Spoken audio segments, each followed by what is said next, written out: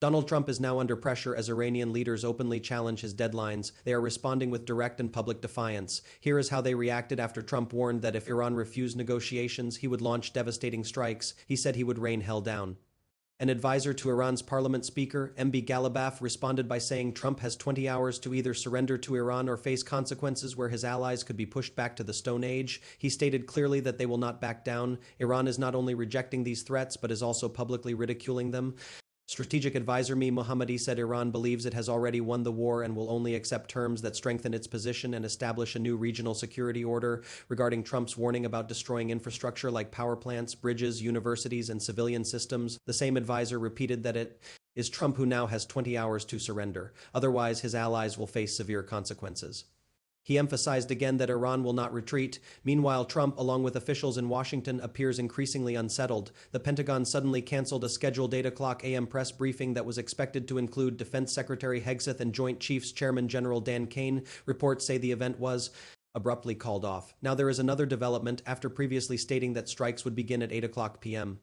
Eastern Time. Trump is reportedly telling Axios that he may delay potential attacks on Iranian civilian infrastructure. He may extend the deadline for negotiations, but only if he sees signs of a deal forming. However, a defense official expressed doubt that any extension would actually happen. This raises the question of whether these repeated statements to Axios are being used to influence public perception and markets.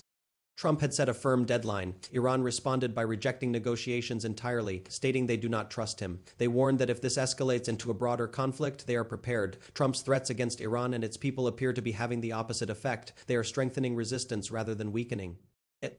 There is footage showing large gatherings of people in Bakr, a city located just 5 kilometers from a nuclear power facility that has reportedly been targeted multiple times in recent days. Crowds gathered in protest against Trump and Netanyahu, signaling readiness to resist further attacks. Observers note that conflict has reshaped Iranian society. It has created a strong sense of unity across internal divisions.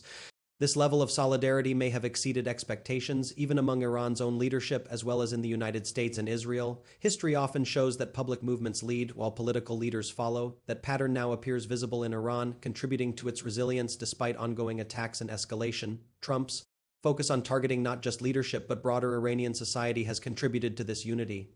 It has strengthened opposition against both Trump and Netanyahu. At the same time, Iran has begun responding beyond its borders. It has launched strikes toward neighboring Arab nations that host American bases and have supported US operations. These include Saudi Arabia, Bahrain, the UAE, and Kuwait. Reports indicate that 15 American soldiers were injured in a drone strike on a base in Kuwait. Initial information suggested the incident was downplayed, only becoming public after media reporting. There are also reports of strikes on industrial and energy infrastructure in multiple countries. Fires have been observed in Saudi Arabia's industrial city of Jubail following missile impacts, while officials claim the damage was caused by debris. Visual evidence suggests direct strikes from drones and missiles. Iran had previously warned it would target such facilities if its own infrastructure was attacked. Jubail is a major industrial hub with extensive petrochemical production, energy facilities, and desalination plants. It plays a critical role in global supply chains. Following earlier strikes on Iranian facilities, Iran carried out retaliatory attacks on this location, as previously indicated. Footage shows direct missile impacts on the industrial complex. These developments contradict official statements minimizing the scale of damage. In Bahrain, traffic across the King Fahd Bridge was halted due to air raid threats linked to Iranian actions. Analysts explain that Jubail produces a significant portion of global petrochemicals and supports large-scale refining and energy operations. Damage to such a facility carries major global implications. These attacks are expected to affect global inflation and energy markets. Experts suggest the economic consequences could last for years. Reports also indicate fires at oil fields in the way and further disruptions across the region. Analysts warn that the long-standing system linking Gulf oil flows to US financial stability is being disrupted. Iranian officials have also responded to Trump's deadline with sarcasm. Some suggested changing the timing, mocking the seriousness of the ultimatum. Diplomatic channels have also criticized Trump's language, accusing him of disrespecting Iranian people. They argue such rhetoric reflects poorly on leadership. Even public figures have commented on Trump's statements, suggesting they appear erratic and damaging to credibility. Iranian officials have encouraged such statements to remain visible, saying they reveal the nature of leadership. There are also notable shifts within Iranian society. Individuals who previously criticized the government are now opposing US actions. One example is Ali Ghazmari, a musician who had faced restrictions within Iran. Despite past conflicts with authorities, he is now protesting US strikes. He has staged symbolic acts near energy facilities, using music as a form of protest. His message focuses on peace and preventing harm to civilian infrastructure. This reflects a broader trend where external pressure is unifying groups that were previously divided. Meanwhile, US forces are preparing for potential escalation. Plans reportedly include targeting energy infrastructure across Iran if orders are given. Additional troops and equipment are being deployed to the Middle East, raising concerns about a possible ground conflict. Sources suggest a large-scale joint operation involving US and Israeli forces is ready if approved. The situation remains highly tense as deadlines approach. The United Kingdom has reportedly refused to allow US forces to use certain air bases for operations involving civilian infrastructure targets.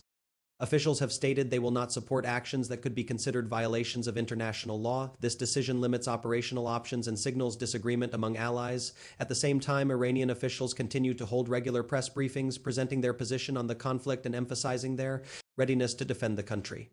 They state that defending national sovereignty is a priority and that all available capabilities will be used if necessary. As the situation develops, Trump is now signaling possible changes to his timeline. While Iran remains firm on its demands, Iran has outlined its key conditions. These include maintaining control over the Strait of Hormuz, securing long-term guarantees, retaining its military capabilities, and receiving compensation related to the conflict. They have also stated they do not support a ceasefire under current conditions, arguing it would allow opposing forces to regroup and rearm. The situation remains uncertain as deadlines approach. Further developments are expected as both sides continue to respond.